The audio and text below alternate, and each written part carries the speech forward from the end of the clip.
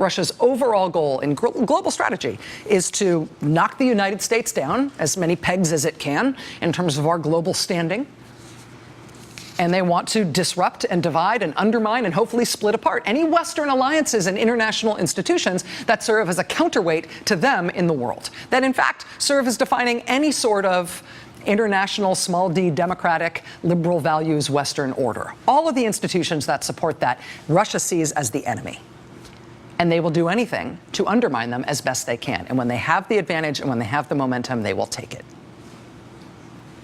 And that Russian idea of defeating your adversaries by splitting them up, by promoting divisions among them and within them, it seems almost ridiculous to think about it. But that strategy even extends to us as well. It even extends to us in the United States of America in a very specific way. You might have heard about the newly energized current iteration of the California secessionist movement, the California separatist movement. There have been low-key, low-profile kind of California insurrectionist movements for years. It's generally conservative parts of California that say California should split up and the liberal and urban and minority-heavy part of the state should be its own thing, while the conservative, rural, white part of California should become like a, southern Idaho or something. That kind of thing has existed for a long time. What's new in California is this surprisingly slick, online organized, moderate or even progressive-seeming effort that California as a whole should secede from the United States of America.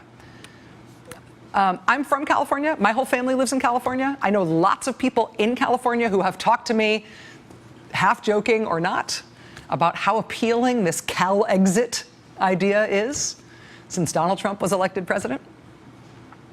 But the leader of the organization that has spearheaded that movement, the leader of Yes California, he really does live in Russia.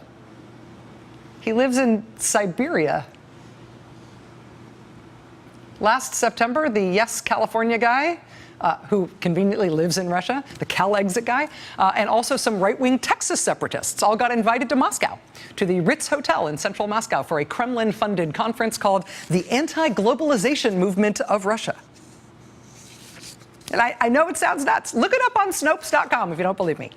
There you will find links to the Embassy of the Independent Republic of California, with the tweet announcing its founding, half in English, half in Cyrillic, and an explanation from the Calexit founder, who lives in Russia, that the separatist California embassy office space is being loaned to him in Moscow free of charge. He says he doesn't actually know who owns the office space. Maybe it's privately owned. He doesn't know. Maybe it's the Russian government. Who can tell? But it's sure nice to have free office space for his California separatist movement that he's running from Russia. That's a ridiculous story, right? That is a ridiculous idea. It is cartoonish, but it's real.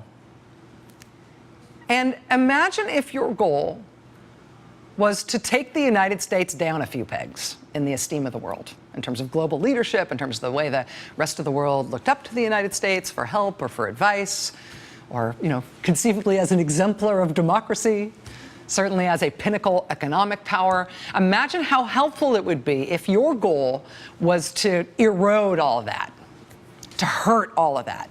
Imagine how helpful it would be to that goal if you had a chance, even a slim chance, even a hilarious, cartoonish, tiny chance of splitting off from the United States one of its 50 states that on its own terms is the 6th largest economy in the world.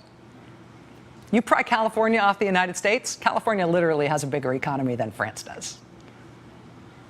I mean, yeah, it would be nice to pry Germany out of the EU, pry France out of the EU. But you know what? The EU is splitting apart on its own. We'll do what we can to help, but let's think big.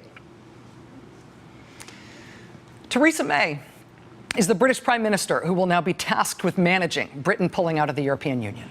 She is not the politician who was credited with Britain's decision to leave the EU. That honor goes to Nigel Farage, who was the leader of the UK Independence Party, which spearheaded the Brexit campaign.